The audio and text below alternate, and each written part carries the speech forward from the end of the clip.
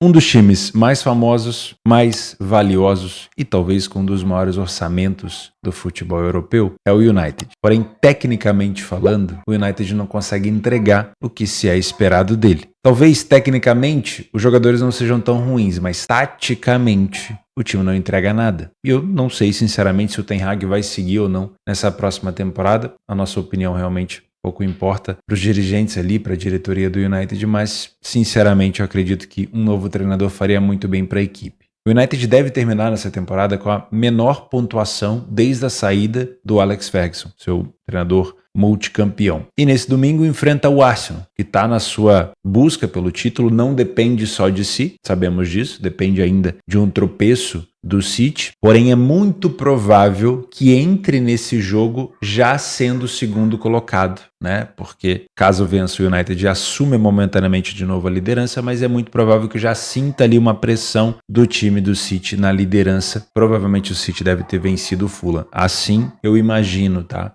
Se o City vacilou contra o Fulham, aí a situação do Arsenal melhora muito. Não se espera, pela fase do United e pela boa fase que vem o Arsenal, que haja um vacilo por aqui. Espera-se que o Arsenal tenha uma vitória tranquila, porém a gente tem que levar sim em consideração o peso desse clássico e o peso da camisa do United. O time do United, quando quer jogar, quando quer complicar a vida do seu adversário, ele consegue, ele já complicou 2 vezes a vida do Liverpool, já eliminou o Liverpool da FA Cup. Eu sei que não são tantos exemplos, porque infelizmente essa é uma temporada muito ruim para o United, mais uma delas, né? Mas existe sim uma capacidade do Arsenal se complicar. E talvez seja um dos últimos grandes jogos aqui do Arsenal nessa temporada, porque depois de enfrentar o time do United, o Arsenal termina o campeonato em casa contra o Everton, que já não tem nenhuma chance de rebaixamento. Então talvez seja o último grande adversário, né, em relação à dificuldade que o Arsenal vai enfrentar. Lembrando que não depende dele, mas ele tem que fazer a parte dele. Ano passado ele não conseguiu fazer a parte dele. Também vamos falar de Leverkusen e Bochum. O Leverkusen com 49 jogos de invencibilidade, não tem nada para disputar em relação a título, mas provavelmente vai em busca dessa vitória na Bundesliga de maneira invicta, com 26 vitórias e 6 empates no momento. Eu acho que o grande objetivo do Leverkusen, além de tentar ser o campeão da Europa League e o campeão da DFB Pokal, assim como já foi campeão da Bundesliga, seria conquistar esse título de maneira invicta. E vai enfrentar o Bochum, que venceu o Union Berlin na rodada passada e tem ainda alguma chance de rebaixamento. Então é muito importante que o Bochum, obviamente, leve a sério esse jogo, né? Então não deve ser um jogo fácil para o Leverkusen, mas pela tabela a gente imagina que o Leverkusen tenha um pouco mais de facilidade. Na Itália, nós temos um jogo bem complicado para as duas equipes. A Roma acabou de ser eliminada na Europa League pelo Leverkusen, que vai enfrentar a Atalanta na final. A Atalanta eliminou o Marselha. E esse jogo é uma disputa direta por uma vaga na Liga dos Campeões. Nesse momento, a Atalanta detém a vaga pelo número de vitórias, mas no final desse jogo a gente pode ter uma troca, né? A Roma pode assumir a 5ª colocação, a gente pode ter uma Atalanta se distanciando ainda mais e complicando a vida da Roma. Então é um jogo muito importante, porém, esse é um jogo que antecede a final da Copa Itália, ou seja, 3 dias depois a Atalanta já vai enfrentar a Juventus na final da Copa Itália, e ainda tem, no meio aí dessas próximas semanas, não vou nem colocar 10,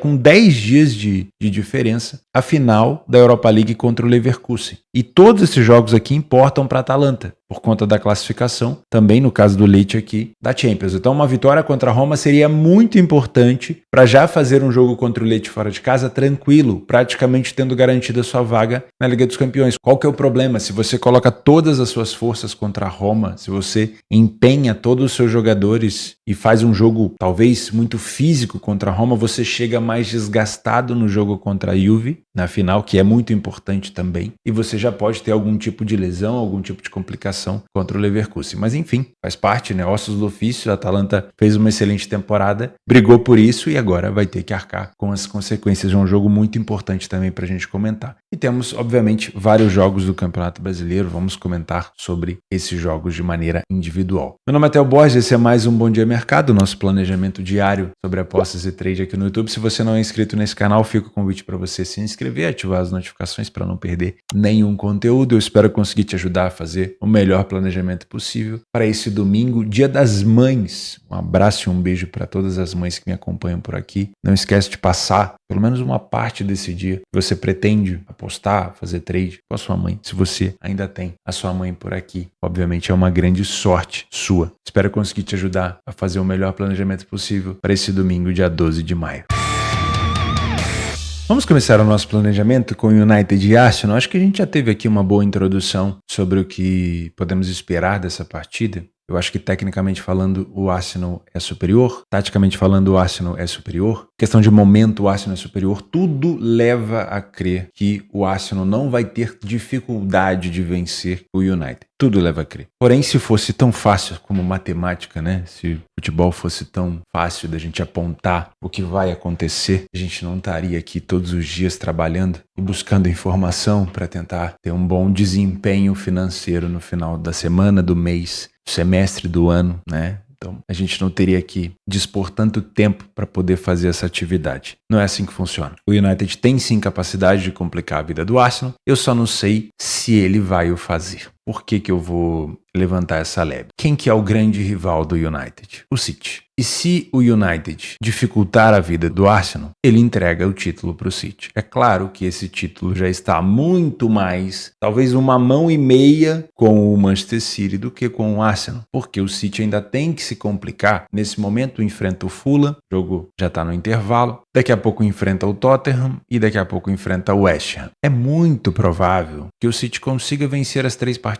Porém, vai que o City vacila contra o Tottenham, vai que o City vacila contra o Fulham, ou que se complique no último jogo contra o West Ham. Se o Arsenal empata contra o United, a situação vai para o ralo. O United vai acabar tendo ajudado o Manchester City. Porém, ao mesmo tempo que sim, é de se esperar que o United não faça tanta força contra o Arsenal para poder dificultar a vida do City de alguma maneira, a panela de pressão do United já está borbulhando ali faz tempo. Muita gente deve sair, tem uma barca sendo preparada, e olha que vai muita gente nessa barca. Me parece que Højlund, Garnacho e Mainu são os únicos intocáveis, pelo que se fala. O treinador está muito próximo de ser mandado embora. A gente não sabe se vai ser já agora ou se ele vai ter mais uma temporada, mas é muito provável que o United não segure muita gente. Então, a panela de pressão já está muito ruim ali. Eu não acho que vai melhorar muito essa pressão em caso de uma vitória contra o Arsenal, porque, de novo, pode até ser bom para o clube, para a intenção de participar da Conference League. Olha para o United, um time grande como esse, lutar por uma vaga na Conference League é algo complexo,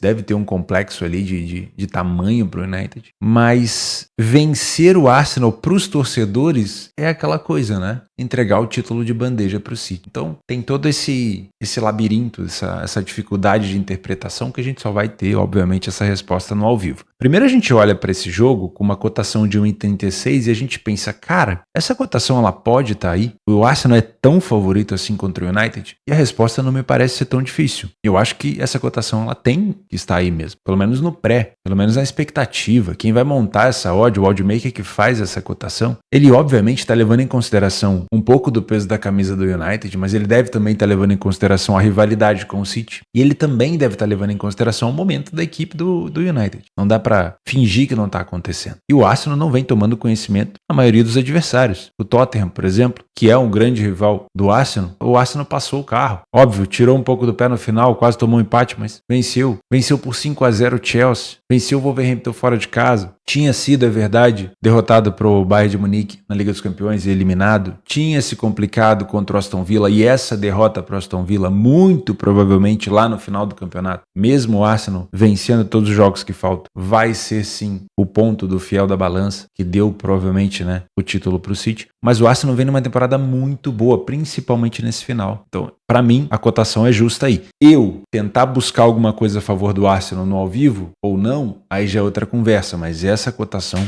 na minha opinião, ela não tá errada. Não sei se você acha que sim, né? Os últimos jogos do United, vamos dar uma olhada, ó. Derrota pro Crystal Palace por 4-0 fora de casa. Empate com o Burnley. Vitória contra o Sheffield United num jogo pirotécnico em casa, o Sheffield já rebaixado. Só o United consegue entregar isso pra gente, né? Empate contra o Coventry City e depois decisão nos pênaltis. Quase uma eliminação no último lance do segundo tempo da prorrogação. O United ainda tem uma final da FA Cup pra fazer contra o City. e depois vários resultados melancólicos, né? Principalmente esse daqui, uma vitória contra o Chelsea encaminhada e 2 gols do Cole Palmer no final, que deixou qualquer torcedor do United no chão. Aí a gente pega esse jogo aqui do Liverpool contra o United, onde o United conseguiu complicar a vida do Liverpool. E esse jogo aqui onde o United eliminou o Liverpool da FA Cup. Então, é o que eu falei na introdução. Se houver interesse do United em jogar bem, em se defender, em taticamente fazer um jogo bom, beirando a perfeição, porque essa temporada tá muito ruim, existe sim capacidade do United de complicar a vida do Arsenal. O que falta é a equipe querer fazer isso, em relação a essa questão da rivalidade com o City. Utilizando o PDF de apoio, o Arsenal é superior na maioria dos critérios, né? Além da campanha fora de casa excepcional, o United também só perdeu uma em casa nos últimos jogos, é verdade. Mas o Arsenal chega a 80% dos jogos saindo na frente do placar, falha pouco em marcar e ficou mais de 55% dos jogos sem sofrer gol. Tem uma defesa muito sólida.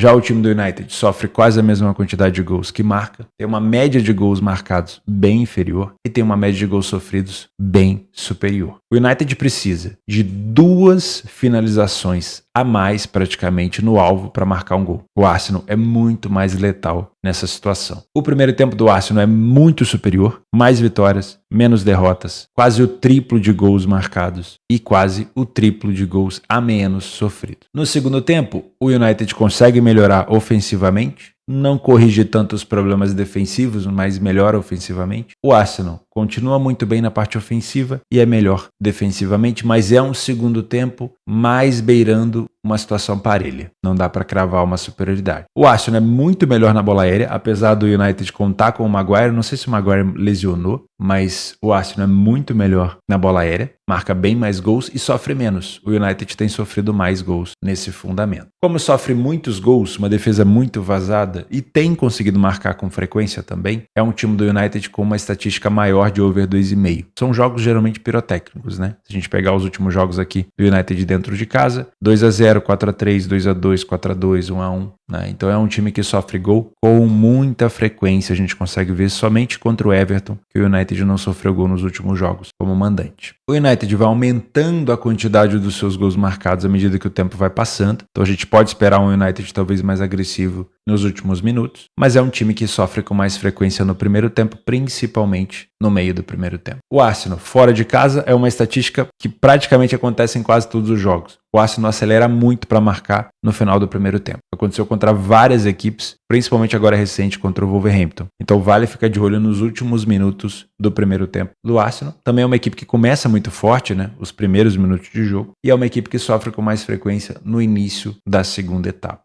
Temos aqui equipes com mais escanteios do que os adversários de maneira geral, mas por motivos diferentes. O United muito provavelmente por estar atrás do placar buscando recuperação, já o Arsenal por jogar mesmo com a bola no campo ofensivo, propondo o jogo, né? O United tem uma média de cartões maior do que a do Arsenal e por ser um jogo truncado aqui, que tem uma determinada rivalidade, mas que pode acontecer uma situação extrema de Arsenal atrás do placar, o United podendo ter os contra-ataques com o Garnacho, com o Højlund, se estiver disponível. Isso pode deixar o time do Arsenal um pouco mais afoito, né? Porque você já vem de algumas temporadas entregando o título no final e agora, numa situação de penúltimo jogo, você de novo está entregando. Provavelmente o Arsenal pode se tornar um pouco mais faltoso, tá? Isso também vale para o contrário. Se o Arsenal estiver na frente do placar, o United já está numa pressão danada por conta dessa situação da torcida, do time, do treinador. Se o Arsenal tiver com 2-0 no placar, por exemplo, e ainda tendo contra-ataque, o United pode se tornar ainda mais faltoso. Então esses cenários ao vivo são interessantes para buscar mais cartões. Os principais jogadores aqui do United, a gente tem que saber que o Bruno Fernandes depende do dia. Bruno Fernandes em alguns dias está muito mal e olha que ele é o melhor jogador por aqui e alguns dias ele está muito bem. É um cara que provavelmente deve finalizar no alvo, para quem gosta disso. Se o United estiver na frente do placar, Garnacho, Højlund e Rashford são peças importantes dessa equipe. Do lado do Arsenal, o Bukayo Saka, o Kai Havertz, o Trossard e o Odegaard, para mim, são os principais jogadores. E eu sempre gosto de colocar o Declan Rice como um coadjuvante de finalização de fora da área e gol de cabeça. Também é um cara que se apresenta muito bem nesse fundamento. Se você é um trader por aqui, se fosse um jogo do Arsenal contra o Everton ou contra o Crystal Palace, ou contra o Bournemouth, a gente olharia para essa cotação e pensaria, olha, com uma superioridade bem encaixada, eu trabalharia a favor do Arsenal por aqui. Como é contra o United, a gente acaba criando um pouco de receio. É verdade, né? Pelo menos a gente traz um pouco do cenário mais passado do United, né? Dessa coisa da camisa, e tende a ter um pouco mais de respeito. Mas, se de fato for uma superioridade muito encaixada, onde o United não respire, onde o Arsenal veio de fato para vencer, para mostrar isso dentro de campo, dá para você explorar sim algum tipo de estabilidade, porque vai ser um jogo com muita liquidez. Agora, se o Arsenal não conseguir conter os contra-ataques do United, porque eu acredito que vai ser um jogo de posse do Arsenal e contra-ataque do United, aí não vale a pena estar dentro do mercado. Se você é um punter e quer uma posição para manter até o final do jogo, e até acredito numa vitória fácil do Arsenal se ele de fato jogar de maneira séria. Mas eu não gosto dessa cotação. Ela é justa, mas eu não gosto. Tá? Eu pegaria uma cotação maior. Eu não duvido, muito por conta do histórico recente do Arsenal, de se complicar por bobeira, eu não duvido que a gente consiga ver o United na frente do placar em algum momento e o Arsenal tenha que virar o jogo, buscar recuperação. Isso pode te dar aí alguma oportunidade para trabalhar a favor de gols ou a favor do Arsenal. Mas tem sempre essa situação. Assim como a gente já falou que o Tottenham provavelmente, se não tiver condição de ir para a Champions, vai entregar para o City para não dar o título pro Arsenal, o United, que já tá numa merda danada, a gente sabe disso, não vai querer sair da merda com uma vitória contra o Arsenal, porque se ele vencer o Arsenal, ele também entrega o título pro City. Então é aquela situação, né? E essa resposta que a gente busca vai estar no ao vivo. Se você encontra um United não fazendo questão nenhuma de jogar bem nesse jogo, não ache que é só problema técnico, não ache que é só uma superioridade técnica do Arsenal. Também pode ser uma situação para favorecer um pouco essa briga final entre City e Arsenal. 2h30 da tarde, o Bochum enfrenta o Leverkusen, mas a grande atração desse jogo, obviamente, é a invencibilidade do Leverkusen, a tentativa de ganhar esse título da Bundesliga de maneira invicta e a curiosidade de saber até onde vai a invencibilidade do Leverkusen. São 49 jogos de invencibilidade e, assim, todo mundo fica perplexo, porque no jogo contra a Roma, o Leverkusen perdia até o finalzinho por 2-0, e aí teve um gol contra do Mancini, e a gente pensou,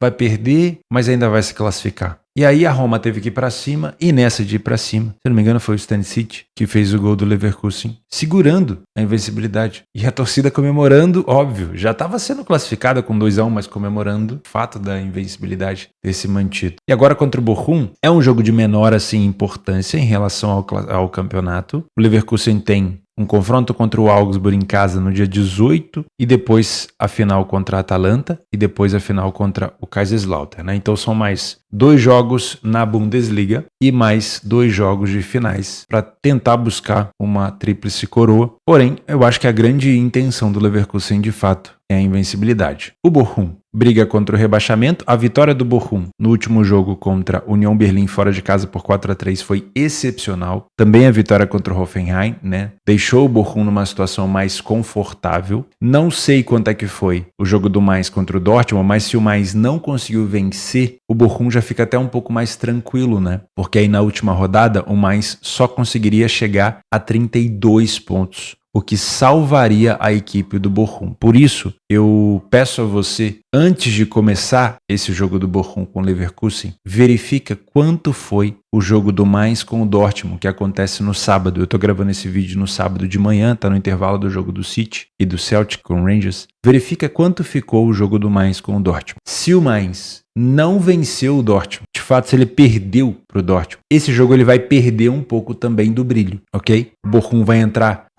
com aquele piano sendo tirado das costas, permanecendo na primeira divisão, e as chances desse jogo ser até um pouco mais de entretenimento pode ser até maior, né? Pode ser até maior. Agora, se o Mainz empatou ou venceu, de fato se ele venceu, né? Ele tá indo ali a 32 pontos, aí o Bochum já vai entrar numa situação bem perigosa. Provavelmente tentar buscar um empate contra o Leverkusen não vai ser uma situação ruim, porque o último jogo do Bochum vai ser contra o Bremen, e o Bremen não briga por mais nada, apesar de ser fora de casa, né? Então, depende muito do resultado de Mainz e Dortmund, que tem toda aquela questão da revanche, da vingança, né? Possibilidade. Se de fato aconteceu, se o Dortmund ajudou a vida do Bochum, aí esse jogo vai perder um pouco a tensão vai se tornar mais leve e pode favorecer até para ser um jogo de entretenimento, de pirotecnia, né? Como eu gosto de falar. O Leverkusen fora de casa, campeão, melhor visitante, com uma iniciativa muito grande, porém o Bochum em casa, com 2 vitórias nos últimos 8 jogos, também tem uma excelente iniciativa, sai muito na frente do placar. Foi uma equipe que, assim como o Leverkusen fora, não falhou em marcar em nenhum jogo em casa, mas é uma equipe que sofre também com muita frequência. Então, em alguns aspectos, o Bochum consegue chegar próximo, mas defensivamente é um time que fica um pouco mais distante, né? Uma equipe que sofre e marca quase a mesma quantidade de gols. O time do Bochum precisa praticamente do dobro de finalizações no alvo para marcar um gol. O time do Leverkusen é bem mais letal nesse fundamento. O primeiro tempo não é tão superior assim do Leverkusen. O Bochum tem um bom número de vitórias, tem mesmo número de derrotas. O número de gols sofridos é praticamente igual. Já o número de gols marcados é levemente do Leverkusen, mas eu não consigo cravar aqui uma superioridade do Leverkusen no primeiro tempo. No segundo tempo, sim. Aí o Bochum se atrapalha, tem dificuldade defensiva, aumenta muito, quase em 3 vezes o número de gols sofridos, mantém o número de gols marcados, mas aí cai muito o número de vitórias e aumenta o número de derrotas. Aqui sim, é um segundo tempo de superioridade do Leverkusen. O Leverkusen não é uma excepcional equipe de bola aérea, mas tem utilizado isso em algumas situações, e o time do Bochum sofre bastante nesse fundamento. Então, caso necessite, caso o Bochum faça um gol e se feche, e não escolha contra-atacar, só fica ali com o bloco compactado, pode ser uma situação interessante ficar de olho nessas bolas aéreas e bolas alçadas na área do Leverkusen, porque as jogadas de cabeça podem ser interessantes. O Leverkusen também sofre nesse fundamento, não tanto como o time do Bochum, mas também é uma arma que pode ser utilizada pelo Bochum em caso de necessidade. Porém, se o Leverkusen estiver na frente do placar e o Bochum subir para alçar a bola na área, o Leverkusen vai ter o contra-ataque e esse jogo tende a ficar mais aberto. Finalização de fora da área também do Leverkusen é muito superior. O time do Bochum marca com mais frequência no final do primeiro tempo e sofre com mais frequência no final do segundo. O segundo tempo do Bochum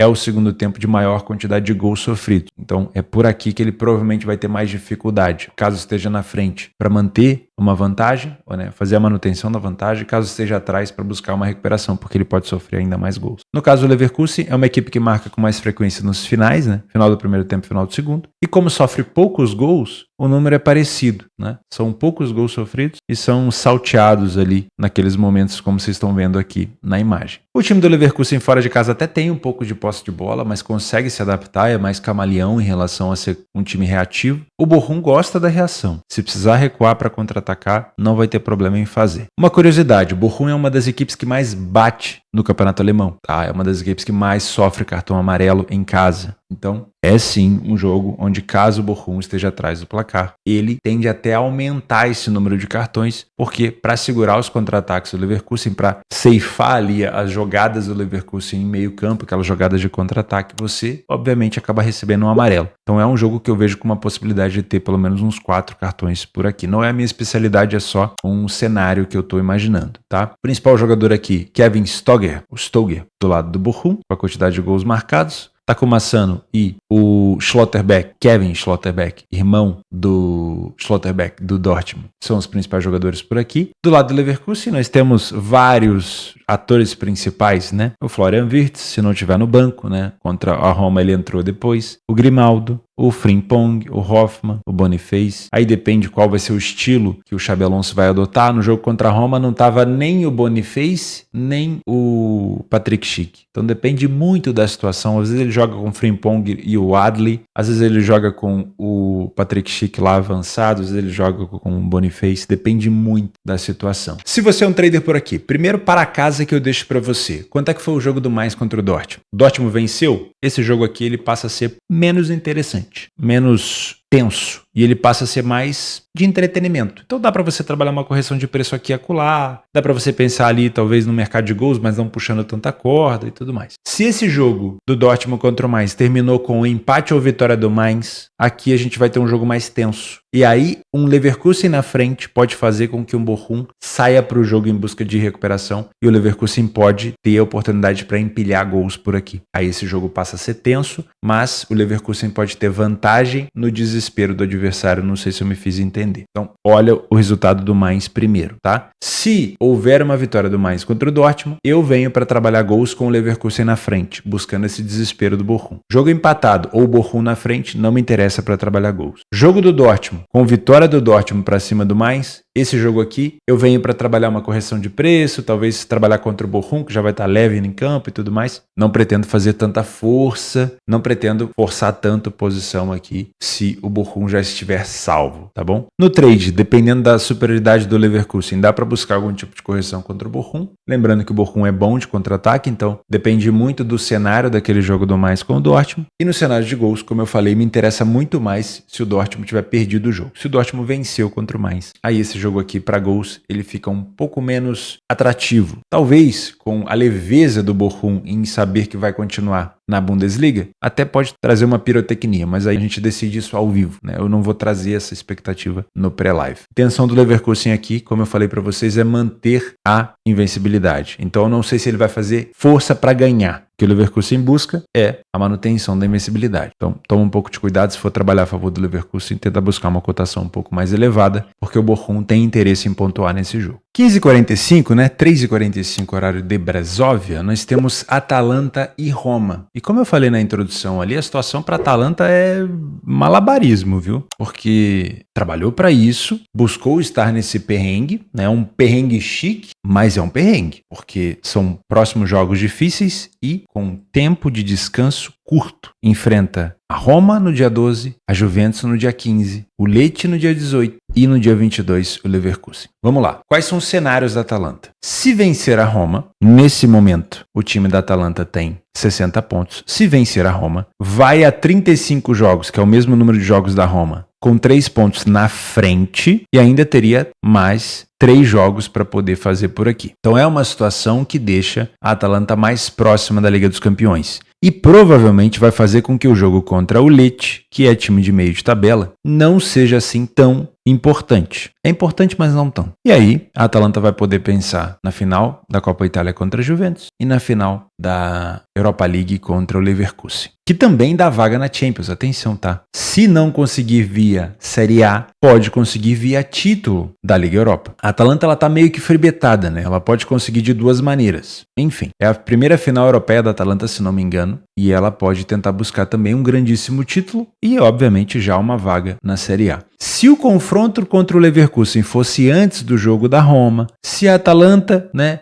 ganhasse do Leverkusen, já tivesse conquistado a sua vaga na Champions, esse jogo contra a Roma seria protocolar, né? Mas não é assim que funciona. Então, sinceramente, me parece que a Atalanta está num perrengue chique, mas é um perrengue. A Roma foi eliminada pelo Leverkusen e não tem confronto direto nesse final. Não depende só de si, mas tem que fazer a sua parte, né? Tem que catar os cacos ali depois dessa eliminação para a equipe do Leverkusen. Utilizando o PDF de apoio, nós temos uma Atalanta com apenas uma derrota nos últimos 8 jogos em casa e a Roma com apenas uma derrota nos últimos 8 jogos fora de casa. Porém, nós temos uma Roma que o início da temporada não foi nada bom, então ela ainda carrega números bem ruins, né? Que transformam a maioria dos números da Roma em números medianos ou ruins. Isso é muito devido ao início da temporada e meio de temporada e não ao final. O trabalho do De Rossi tem sido muito, muito bom. A Atalanta é bem mais agressiva em casa, costuma sair mais na frente do placar, falha pouco em marcar e fica mais jogos sem sofrer gol. A Atalanta até marca uma quantidade de gols significativa. A Roma até tem um bom ataque, mas defensivamente é uma equipe que sofre com muita frequência. Dá para perceber que defensivamente existe uma grande distância por aqui. O número de finalizações no alvo para marcar um gol é praticamente idêntico, mas a Atalanta costuma criar mais situações de perigo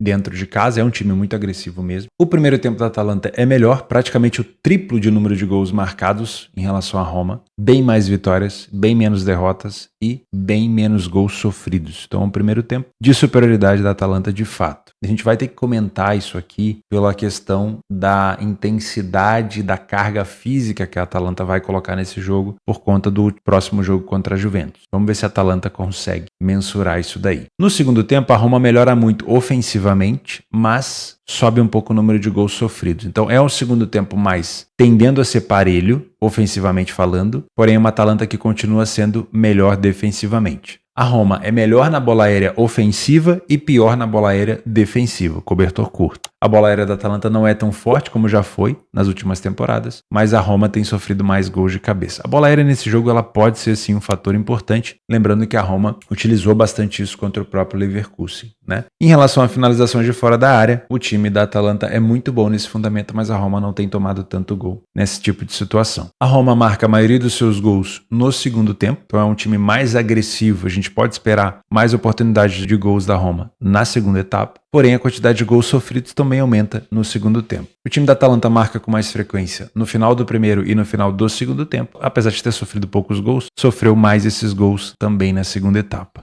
Pelos escanteios, a gente consegue perceber que é uma Atalanta que joga muito mais com a bola, com a posse ofensiva, com o domínio no campo do adversário, e é uma Roma que joga muito mais sem a bola, sem linhas tão altas e no jogo reativo, tá? Então são equipes que se complementam. Ver a Atalanta com a posse de bola não necessariamente indica uma superioridade da Atalanta, porque já é esperado isso por parte da Roma. A Roma é perigosa nesse fundamento. A Roma também tem uma quantidade muito alta de cartões recebidos. O time da Atalanta já sofre menos, mas eu vejo uma possibilidade, pelo fato de ser um jogo truncado e uma decisão em relação a essa vaga da Champions, um jogo mais pegado em relação a cartões. Do lado da Atalanta, eu estou sempre comentando do Scamacca, do Lookman e do Koopmeiners, com o De Ketelaere como um distribuidor de jogo por ali. Do lado da Roma, a gente tem o Dybala, se estiver disponível, não sei se está machucado, o Lukaku, e aí a gente entra com jogadores coadjuvantes, como é o caso do Cristante para a bola aérea e o Mancini também para a bola aérea, o Pellegrini para finalização de fora da área e, para quem tem acompanhado, o Paredes, né, que tem batido também alguns penais. Se você é um trader por aqui, me parece um jogo para correção de preço, um jogo onde a gente vai encontrar já a Atalanta tendo um pouco mais de iniciativa, acredito eu, com posse de bola, e a Roma jogando de maneira reativa. Isso por si só não configura superioridade, já é algo esperado, como eu falei. Então, para que você tenha tranquilidade para trabalhar contra a Roma, que vai jogar no contra-ataque, você precisa que a marcação do time do Gasperini, da Atalanta, esteja de fato num bom dia. E se tiver, realmente, a Roma vai ter dificuldade. Aí sim, trabalhar contra a Roma ou a favor da Atalanta pode ser interessante. Contra-ataques da Roma encaixando, a Atalanta não conseguindo fazer a sua marcação homem a homem do jeito que ela gosta, tô fora do mercado para correção, tá? Estar contra a Roma aqui vai ser uma situação de perigo, porque a Roma tem uma característica de enfiar passe no meio das linhas do nada e sair um jogador cara a cara com o goleiro e a gente fica com essa cara de pastel. Então toma um pouco de cuidado, tomar um gol por aqui é uma situação bem plausível, tá bom? Em relação a mercado de resultados, a Atalanta, para mim, sendo favorita, ela pode se complicar. Não porque ela não é, hoje, tecnicamente melhor do que a Roma. A Roma até melhorou muito, mas a Atalanta ainda é melhor. Mas por conta do calendário. O calendário da Atalanta é muito pior. Ter que mensurar 3 competições ao invés de uma só igual a Roma é muito mais difícil. Então, para mim, a Atalanta é um favorito que pode se complicar. E eu vejo um pouco de valor em algum handicap a favor da Roma. Tá? Um pouco, pelo menos no pré-live. Em relação ao mercado de gols, não tô esperando um jogo tão aberto por aqui, porque é um jogo decisivo para a Liga dos Campeões. Se a Roma estiver na frente do placar, talvez ela escolha, como já tem uma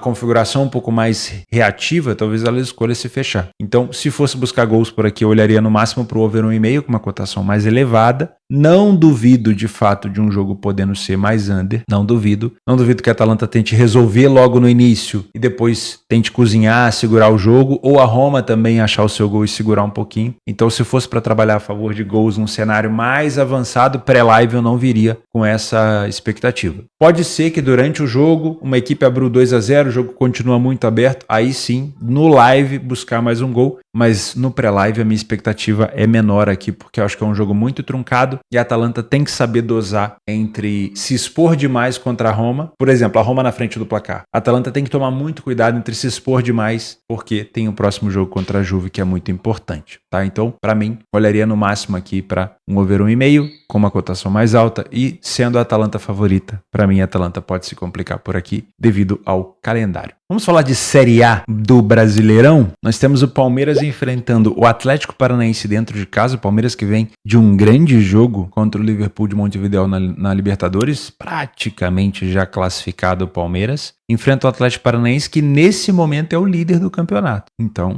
para mim, é um jogo assim mais cauteloso. O Atlético Paranaense historicamente não é um time que faz bons jogos fora de casa, ainda não venceu fora de casa na competição, e por isso o favoritismo do Palmeiras é de fato maior. Se você trabalha aqui no trade, me parece um jogo para correção de preço se o Atlético Paranaense estiver mal ou estiver recuado contra o CAP, mas com muita cautela, porque essa cotação aqui de 5 já é uma cotação elevada. Eu vejo algum valor em buscar algo a favor do Palmeiras no ao vivo com uma cotação acima de 2, tá? Mas lembrando, o Palmeiras em casa já perdeu nesse campeonato para o Internacional e já empatou em casa contra o Flamengo. Então, como mandante aqui também não venceu, tá? Então, uma cotação mais alta pode ser mais interessante. Porém, fora de casa, realmente o CAP não costuma ter assim tão bons desempenhos. O Fortaleza enfrenta o Botafogo. O Fortaleza vem de derrota na Sul-Americana, 4-1 para o Potosí. Isso pode prejudicar um pouco a situação de classificação do Fortaleza. Já são 4 jogos sem vitória. Essa não vitória contra o Vasco aqui em casa pode prejudicar um pouco o Fortaleza na volta da Copa do Brasil. E depois de enfrentar o Botafogo, o Fortaleza já viaja para a Argentina para pegar o Boca Juniors. E o Botafogo vem de vitória contra a LDU. Já melhorou um pouquinho a sua situação na Libertadores, mas ainda precisa fazer força para poder buscar uma classificação por aqui. Fora de casa, nesse Campeonato Brasileiro, o Botafogo tem uma vitória e uma derrota. Então, para mim, é um jogo mais parelho, mais de correção de preço. O mercado colocou um leve favoritismo para o Fortaleza aqui. Eu acho que é um jogo mais parelho, então toma um pouco de cuidado do jogo para trabalhar ao vivo. Goianiense e Cruzeiro, a minha dúvida é, aonde vai ser esse jogo? O jogo vai ser no estádio do Goianiense ou vai ser naquele estádio que ele recebeu contra o Flamengo, que o gramado é muito, muito ruim, né? Jogo extremamente parelho para trabalhar ao vivo, não tenho nem embasamento aqui para tentar buscar alguma coisa de estatística ou do que as equipes vêm jogando. O Cruzeiro me surpreendeu com esse jogo fora de casa contra o Petroleira, foi um resultado bom. Abriu os 3-0, na hora eu pensei, caramba, será que vai tomar 3-3 de novo? Mas não, já tinha vencido o Vitória também por aqui. Então é um Cruzeiro que, apesar de toda essa situação de troca de SAF, não vem fazendo um brasileiro assim tão feio, já está com 7 pontos, 2 vitórias em 4 jogos. O Goianiense não venceu nenhuma em 4 jogos. Se eu não me engano, sofreu 2 vezes com situações de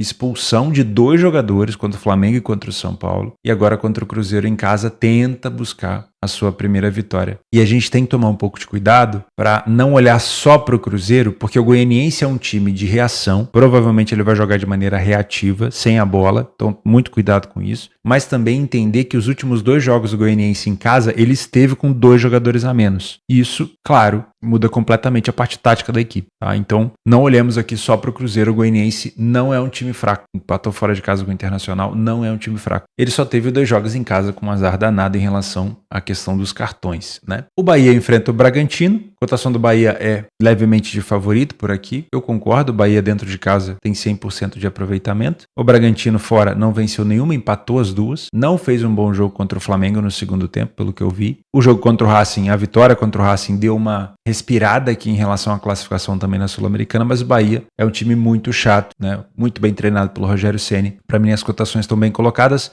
e isso aqui também é para trabalhar ao vivo, tá? Por último, o Vasco da Gama, que agora é patrocinado pela minha parceira Betfair, né? O Vasco, que anunciou a parceria com a Betfair. Muito legal, né? Muito legal. A Betfair já patrocina o Cruzeiro e agora patrocinando o Vasco. Muito bacana, um time de muita tradição. Eu acho um bom movimento aqui das duas partes, né? Espero que seja de muito sucesso, obviamente. O Vasco enfrenta o Vitória que esteve contra o Cruzeiro e perdeu por 3-1, e o Vasco, que pode contar com o retorno provavelmente do Payet nesse jogo, precisa da vitória, né? São 5 jogos sem vencer e 4 derrotas nos últimos 5 jogos. O Vasco precisa mudar essa situação porque ele já está dentro da zona de rebaixamento e a única vitória do Vasco foi o início do campeonato contra o Grêmio, né? Então tem que buscar sim uma vitória. É uma cotação perigosa pelo momento que vive o Vasco, mas se de fato o Payet voltar, o Vasco tende a ser um pouco mais agressivo por aqui. Mas é uma cotação perigosa, tá? Eu, se fosse trabalhar, eu trabalharia ao vivo. Para mim, o Vasco pode se complicar sim por aqui. Então toma um pouco de cuidado com esse tipo de cotação. Vamos aos nossos jogos complementares, nossos jogos extras desse domingo, dia 12. 12h30, tem o Bayern de Munique contra o Wolfsburg. Esse é um jogo que a gente deixaria passar facilmente. porque já não importa tanto. Porém, o Stuttgart venceu fora de casa a equipe do Augsburg e isso fez com que o Stuttgart ultrapassasse o Bayern na tabela. Como o Bayern já foi eliminado da Champions, tá catando os cacos ali pensando na próxima temporada, vencer o Wolfsburg, que não briga por mais nada, é uma forma de terminar ali na segunda colocação. Talvez olhar esse jogo pode ser interessante. Fenerbahçe e Galatasaray jogam, o Fenerbahçe em casa contra o Kayserispor e o Galatasaray fora de casa contra o Fatih Karagümrük, tudo no mesmo horário. O Fenerbahçe praticamente já entregou esse título para a equipe do Galatasaray, então eu tomaria muito cuidado por aqui, mas é muito provável que as duas equipes consigam a vitória, até porque o Fatih está numa situação já lá de baixo, na zona de rebaixamento. O Kayserispor é meio de tabela, não briga por mais nada, mas o Fenerbahçe, com os vacilos das últimas rodadas, já praticamente entregou o título para o Galatasaray. Seria muito difícil imaginar um Galatasaray perdendo as últimas 3 partidas que restam. Benfica e Arouca e Porto e Boa Vista também são prováveis vitórias de favoritos, mas não tem mais briga por aqui. O máximo ali seria o Porto brigando com o Braga em relação à competição europeia, mas o Benfica também já contribuiu entregando o título para a equipe do Sporting naquela derrota no último jogo, fora de casa contra o Famalicão. Nos jogos para gols, no campeonato da segunda divisão da Alemanha, nós temos São Paulo e Osnabrück. Depende muito nesse jogo aqui do resultado do Fortuna Düsseldorf contra o Kiel. O jogo acontece na tarde desse sábado, tá? Dá uma olhadinha também antes de acompanhar esse jogo aqui. Por quê? O Hamburgo já, de novo, carimbou a sua permanência na segunda divisão. Mais um ano, perdendo fora de casa para o time do Paderborn. Com isso, o Fortuna não pode mais ser alcançado. O máximo que pode acontecer é haver aqui uma troca entre os 3. Podemos então, nesse momento, o Kiel sobe direto, o São Paulo sobe direto e o Fortuna faz a promoção com, nesse momento, mais. Se por acaso o Fortuna vencer o Kiel, o Fortuna vai a 62. E aí, na última rodada, ainda tem briga. Só que, se o São Paulo vencer o Osnabrück, ele estará na primeira divisão. Ele não terá que disputar a promoção, tá? Então, isso aqui é um jogo de uma equipe que, em caso de vitória, se classifica para a Bundesliga e enfrenta uma equipe já rebaixada, tá? É muito difícil de imaginar aqui que o Osnabrück, em 2 partidas, vai conseguir 20 pontos ou 15 pontos. Ele não consegue. No máximo vai conseguir 6 e 6 não basta para poder tirar o time do Osnabrück dessa situação. Então é um time praticamente na Bundesliga contra um time rebaixado. Ainda assim eu prefiro pensar em gols do que trabalhar em match odds, tá? Karlsruhe e Hannover não tem briga nenhuma, é um jogo somente de entretenimento. Pode ser um jogo para gols, mas não tem briga nenhuma. E Darmstadt e Hoffenheim parece jogo de segunda divisão, mas não é. É jogo de primeira divisão, pelo menos por enquanto para o Darmstadt, que já foi rebaixado. Enfrenta o Hoffenheim, que ainda briga por uma vaga na Conference League, tá? Então, o Hoffenheim tem briga por aqui. Se o Hoffenheim estiver na frente, pode ser um jogo até interessante para gols. E dos jogos extras, vamos lá. A Lazio enfrenta o Empoli, 7h30 da manhã. Eu gosto muito desse horário de domingo, 7h30. Acho interessante na Série A. Lembrando que o Empoli briga contra o rebaixamento e a Lazio briga para buscar uma vaga ainda na Liga dos Campeões. É difícil, mas não é impossível, tá? Lembrando que Roma e Atalanta se enfrentam. A Lazio tem que se aproveitar disso. Porém, a Lazio enfrenta uma equipe que briga contra o rebaixamento e qualquer ponto é importante. Então, para mim, pode até aqui ser um favorito que pode ser complicado. Temos o início dos playoffs da Championship. Norwich e Leeds, jogo de ida, pode ser interessante, assim como West Brom e Southampton, jogo de ida, tá? São jogos ida e volta. Na segunda divisão da Alemanha, eu não coloquei Braunschweig e Wiesbaden porque esse é um jogo que é muito importante aqui na parte de baixo. Nesse momento, o Wiesbaden está fazendo a relegation contra o terceiro colocado da terceira divisão, mas a gente pode ter aqui uma troca de posição, né, nas próximas 2 rodadas. Então é um jogo que tende a ser um pouco mais truncado, mais tenso. Por isso que eu não estou trazendo tanto para gols, pelo menos no pré-live. Tem o Bodo Glimt, que já lidera aqui a Noruega contra o Kristiansand.